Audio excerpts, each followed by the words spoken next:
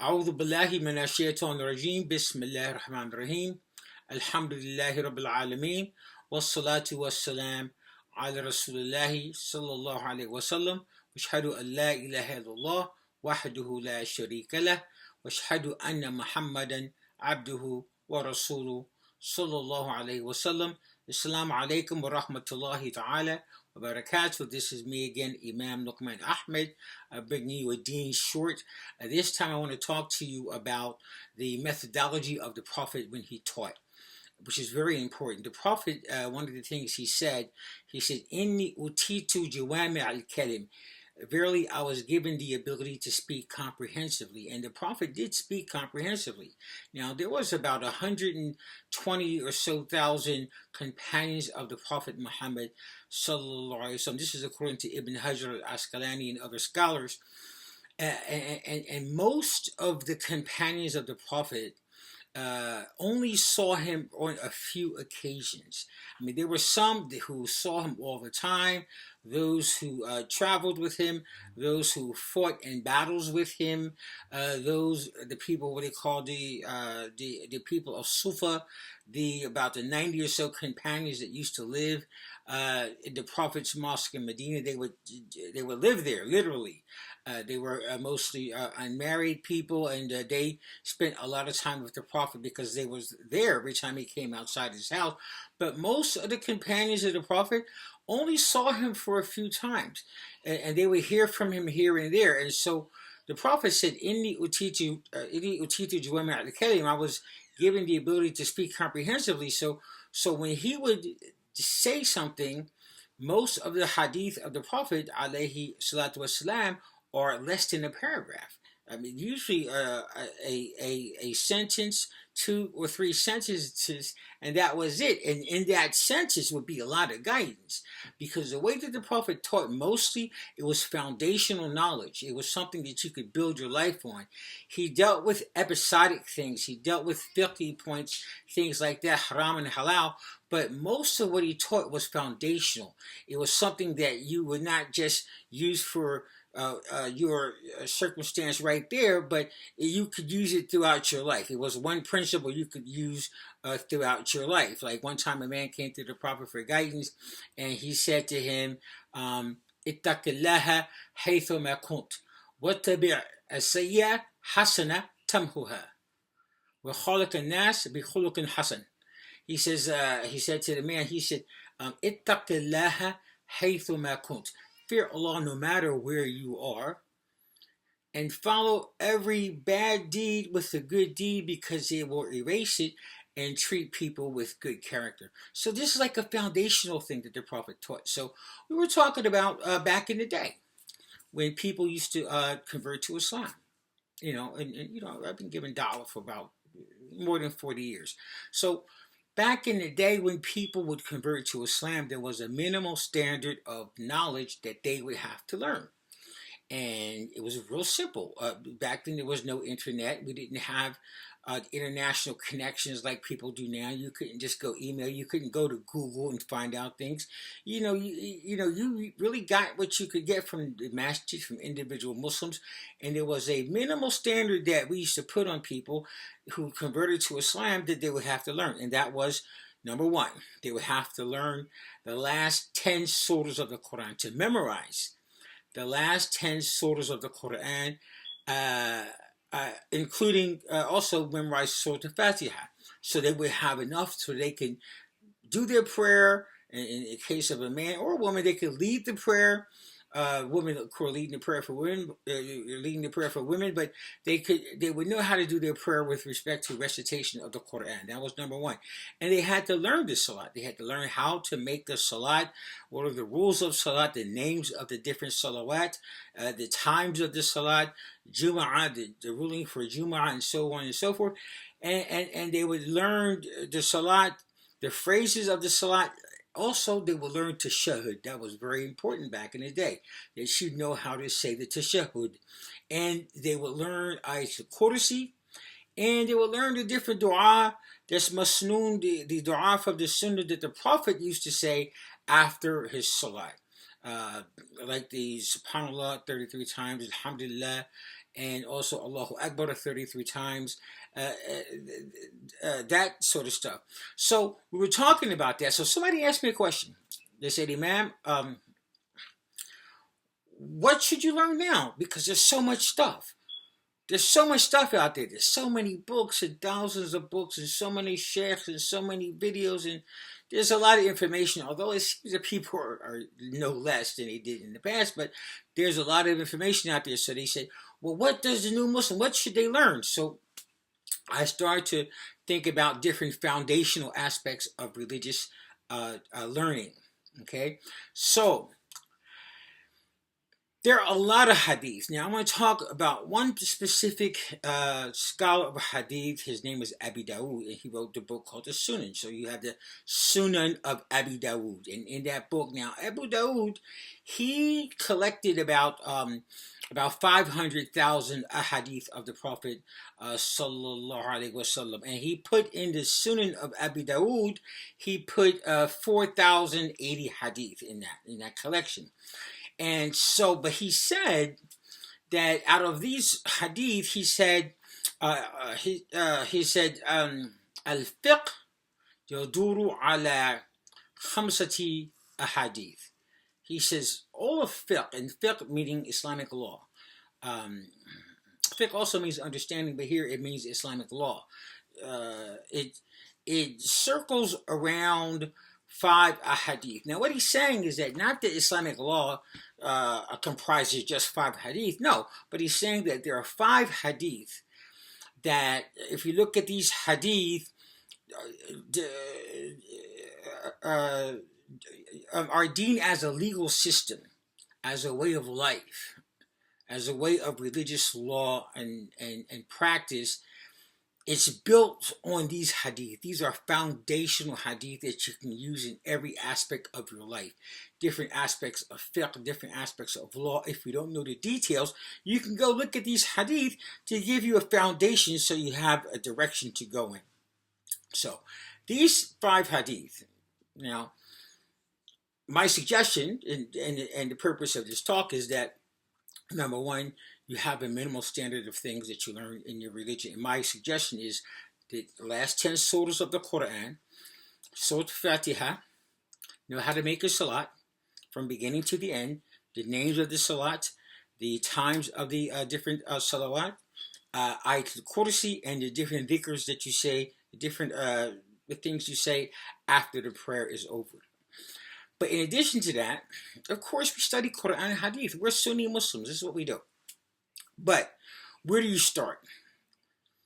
A lot of places you can start. And I'm not saying to limit yourself to these hadith. I'm just saying one scholar's perspective, a very great scholar, I might add, his perspective of foundational hadith that our religion is built on as a whole. And he mentioned 5 hadith. In another narration about him, he mentioned 4 hadith. And there were other scholars besides Abu Dawood. There was Imam Shafi'i. He mentioned foundational hadith, 2, 3, 4 hadith that the religion is built on. Imam Ahmad did the same thing. Other scholars did the same thing. And the reason that they did this is to make the religion easier for people to understand. The best scholars of Islam are those who were simplest in their explanation of the religion. One thing I like to tafsir of Ibn Kathir, there's dozens and dozens and dozens of tafsir, which is explanation of the Quran. But I personally, one that I like a lot, and I started with that, about 40-something years ago, was the tafsir of Ibn Kathir. Now, Ibn Kathir, he was a great scholar of tafsir, and he was a historian. But his words, the way he talked was very simple. He talked for the common man, common woman. So did Imam An-Nawawi. So did Jalaluddin Suyuti. So did Imam Ahmad ibn Hanbal. So did Imam Shafi'i. So did Imam Malik. So did Dimyati and different other scholars of Islam. The best scholars, they spoke to the common people. Because they want the religion to be easy. The religion has to be easy. There's another hadith of the Prophet alayhi salatu wasalam, a sound hadith. He said, "Ad-Deen yusrun, wa la yashadid ad-Deenu ala ahadin illa ghalaba." He said, religion is easy, and the religion is not made difficult, made harsh on anyone except that it'll overpower them, and that is true. The basis of Islam is ease. And Allah says, "Inna Allah yuridu bikum al-yusr wa la yuridu bikum al-usr." He says, verily, Allah wants ease for you. He does not want difficulty for you. Now, of course, some things are difficult, and we face difficulties in practicing our religion. That's life. But the religion should be easy. Understanding the religion should be easy. The concepts, when we communicate Islam, it should be easy concepts. It's not something you got to go, triangular understanding, go through different hoops to understand it. No, it should be very, very simple. So, I was talking about Imam Abu Dawud. And he said, Al-fiqh yaduru ala khamsati ahadith. He says, fiqh circles around 5 different hadith, and he mentions 5 hadith. The first hadith was the hadith of Nu'man ibn Bashir. Inna halala bayyinun wa inna harama bayyinun. That hadith. And I'll kind of give you the full hadith of all of them after I'm done. But verily the halal is clear and the haram is clear. That hadith. The second hadith was where the Prophet said, La darar wa la darar. No, don't harm and don't be harmed. The third hadith was Innama amalu binniyat. That's a hadith of Umar ibn Khattab. Verily, deeds are judged by intentions. That particular hadith, Imam Shafi'i said about it, he said, هذا hadith is ثلث العلم ويدخل في 70 بابا من الفقه. He said, this hadith is a third of knowledge, and it enters into 70 different branches of fiqh, because it's a basic hadith.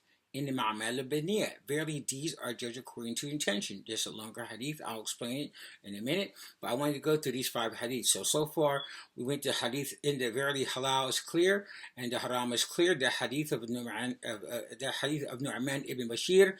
The second one was no harm, don't harm and don't be harmed. The third hadith is in the Ma'amal al-Baniyah, verily deeds are judged according to intentions. The fourth hadith is Deen and Nasiha. Religion is good advice, or religion is sincere advice, or some people translate it as religion is sincerity, meaning sincere advice. The fifth hadith is the hadith of Abu Hurairah. ما نهيتكم عنه فاجتنبوه وما أمرتكم به فأتوا منه ما استطعتم فإنما أهلك الذين من قبلكم كثرة مسائلهم واختلافهم مع أنبيائهم. I did the full hadith here where the Prophet said, verily what I have prohibited you from doing, stay away from it, and what I have commanded you to do of it what you're able, for verily those who came before you were destroyed because of the frequentness of their questioning and their differences that they had with their prophets. Now, so if you want to, I'm encouraging you to study these 5 hadith, learn these 5 hadith, because they're foundational hadith, and according to at least one great imam, that our whole religion centers around these particular hadith. The first one is where the Prophet said, alayhi salatu wasalam, inna halala bayyinun wa inna harama bayyinun wa baynihima umurun mushtabahatun la ya'lamuhunna kathirun min an-nas faman ittaqa ash-shubahat faqad istabra li dinihi wa 'irdihi wa man waqa'a fi ash-shubahat waqa'a fi al-haram kara'i yar'a hawla hima yushaku an yurta'a fi. The hadith, the Prophet said, verily the haram is clear. Verily the halal is clear. And between the haram and the halal are umurun mushtabahatun, or ambiguous matters, la ya'lamuhunna kathirun min an-nas. That most people don't know. I mean, most people don't know the actual ruling on these ambiguous matters.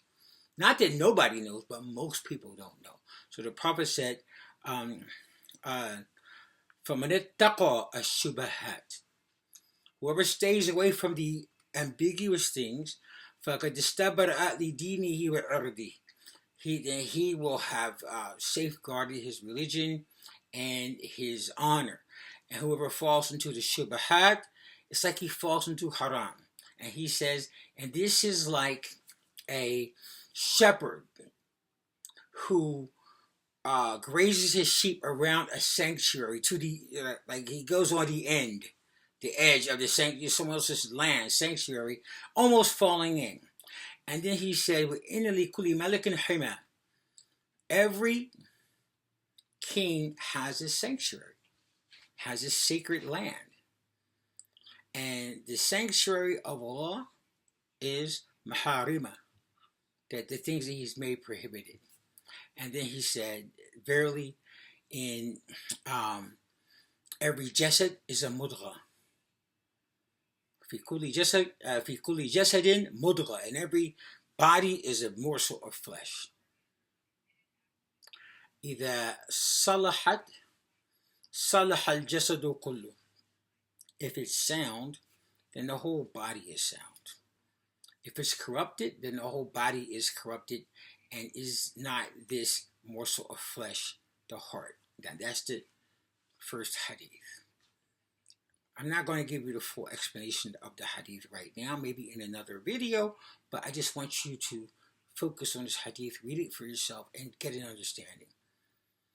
People don't always need a detailed explanation of Quran and hadith. Many things, yeah, you do. But so much of it is clear, even translated into English or other languages, because the fahm, the understanding, comes from Allah. It comes from your faith, belief in Allah subhanahu wa ta'ala. وَاتَّقُوا اللَّهَ وَيُعَلِّمُكُمُ اللَّهُ. Fear Allah and Allah will teach you. I'm not saying you read hadith without explanation, no, but I'm just saying these foundational hadith are made so that anybody can understand them. That's the first one. The second hadith is La darar wa la darar. Don't harm anybody, and don't let anybody harm you. And to protect yourself, but don't go harming people. Okay. The third hadith, إنما أعمال بالنيات, and the full hadith is إنما أعمال بالنيات وإنما لكل امرئ ما نوى. فمن كانت هجرته إلى الله ورسوله فهجرته إلى الله ورسوله ومن كانت هجرته للدنيا يصيبها أو امرأة ينكحها فهجرته إلى ما هاجر إليه. And this hadith, the Prophet said, in the ma'amal biniyah, verily deeds are judged according to their intention, and each person shall get what they intended. And whoever makes a hijrah, a migration for the sake of Allah and His Messenger, then his migration shall be for the sake of Allah and His Messenger. And whoever makes a migration for the dunya in order to gain from it, aw imra'atin yankihuha, or for a woman in order to marry her, then his migration shall be for whatever he migrated to or for. This hadith was about the hijrah. In fact, the part where he talks about a woman, there was a woman, her name was the woman of Qais. She was making hijrah, and it was a man who wanted to marry her. So he made the hijrah, not because he was rolling with the Prophet, alayhi salatu wasalam, but because he wanted to marry that woman. So when the Prophet found out, he kind of outed the man without being specific, pointing fingers at him, because that was the method of the Prophet, alayhi salatu wasalam, not to point people out and embarrass them if it could be helped. The next hadith after Imam was the hadith Deen an-Nasiha, which is also a longer hadith, and the way it goes, Deen an-Nasiha. Qulna, what the Prophet said, Deen an-Nasiha, he said, Deen an-Nasiha, Qulna, we said, Liman, and the companion said, to whom? I mean, asking the Prophet after he said, Deen an-Nasiha, they said, to whom? He said, Lillahi, wa li kitabihi, wa li rasulihi, وَلِأَئِمَّةِ الْمُسْلِمِينَ وَلِعَامَّتِهِمْ. He says that after he said the religion is sincerity, or sincere advice, and they said to whom? He said to Allah, to His book, to His messenger, to the Imams of the Muslims and to the general Muslim population. And it's different in each case. When we say nasiha to Allah, that means ikhlas lillah. That means, sincerity to Allah. That means making Allah one, worshiping Allah only taking Him as your Lord, following His kitab, believing Him, believing in everything He says. And when He says nasiha to the kitab, means taking the Quran as your constitution, believing in the word of God, the word of Allah, as He says in the Quran, believing that the word of Allah is above, is truer than anybody else's word, following the word of Allah, living the word of Allah, studying the word of Allah, reciting the word of Allah, and giving the word of Allah its just due. That's nasiha to the kitab. And to the Prophet, it means following the Prophet, believing in the Prophet, loving the Prophet. The Prophet said, لا يؤمن أحدكم حتى أكون أحب إليه من ولده ووالده والناس أجمعين. The Prophet said, عليه الصلاة والسلام, none of you have believed until I am more beloved to him than his son, his father, and all the people. Allah mentioned in the Quran, He said to the Prophet, says, قُلْ إِن كُنْتُمْ تُحِبُّونَ اللَّهَ فَاتَّبِعُونِي يُحْبِبْكُمُ اللَّهُ وَيَغْفِرْ لَكُمْ ذُنُوبَكُمْ وَاللَّهُ غَفُورٌ رَحِيمٌ. He says, say to them, if you truly, إِن كُنْتُمْ تُحِبُّونَ اللَّهَ, if you truly love Allah, then follow me. يُحْبِبْكُمُ اللَّهُ, Allah will love you and forgive you for your sins. So these are all, the rights. This is nasiha to the Prophet alayhi salatu wasalam. In another hadith, and I'm giving a little explanation here, but in another hadith, the Prophet said, ذاق طعم الإيمان من رضي بالله ربا وبالإسلام دينا وبمحمد رسولا. He says that the person who is satisfied with Allah as his Lord, with Islam as his religion, and with Muhammad as his messenger, then he has tasted the taste of faith. And then in this hadith, he said, to have nasiha to a'immatul muslimina, the imams of the Muslims, and that's a lot in that too. That's giving advice to the imam, being sincere to the imam, being truthful with the imam, following your imam in what's good, not following your imam in what's disobedience to Allah subhanahu wa ta'ala. It means in certain cases having bay'ah with your imam, praying behind the imam. A lot of things it has to do with the imam, but it's having nasiha to the imam. Not two-faced to the imam, be having nasiha to the imam. And he said, wali amatim, and to the general Muslim population, having nasiha, giving good advice to the general Muslim population. That's the fourth hadith. The fifth hadith is the hadith, ما نهيتكم عنه فاجتنبوا وما أمرتكم به فأتوا منه ما استطعتم فإنما أهلك الذين من قبلكم كثرة مسائلهم واختلافهم مع أنبيائهم. And that hadith, the Prophet, this is very simple hadith, also foundational. The Prophet ﷺ said, whatever I have forbidden you from doing, ما نهيتكم عنه فاجتنبوا, stay away from it. Whatever I forbade you from doing, just stay away from it. And whatever I have commanded you to do, do of it what you're able to do. فَأْتُوا مِنْهُ مَا اسْتَطَعْتُمْ. And then the Prophet said, فَإِنَّمَا أَهْلَكَ الَّذِينَ مِنْ قَبْلِكُمْ, because those people who came before you were destroyed because of their frequentness of their questioning. Not that they ask questions about fiqh, like Imam says, Imam Malik says, questions about fiqh. That's not what he means. Say, this haram, this haram. No. After the Prophet used to tell him something, you got a whole bunch of questions. It's really not connected to the topic. You're just trying to get out of doing what the Prophet told you to do or asked you to do through questions. Like the thing about the cow, read up in Surah Al-Baqarah. But anyway, so the Prophet said, إِنَّمَا أَهْلَكَ الَّذِينَ مِنْ قَبْلِكُمْ, those people that came before you were destroyed because they asked too many questions. وَاخْتِلَافُهُمْ مَعَ أَنْبِيَائِهِمْ, and because of the differences they had with their prophets. So these are the 5 hadith just mentioned by at least Imam Abu Dawud, that the religion of Islam circles around these hadith. Not meaning that these are the only hadith, but I'm trying to get you to look at the religion in terms of foundational knowledge and how the prophet taught and how to take principle, to be a principled person, not so much an episodic person. A lot of times we're episodic, which is, it's okay to be episodic when it comes to different points of fiqh, but it's better if you're new in Islam, even if you're not new in Islam, to learn the religion in the foundational aspects. So you start to have the ethics and the morality and the character of a Muslim, because you're building your life on foundation, on principles.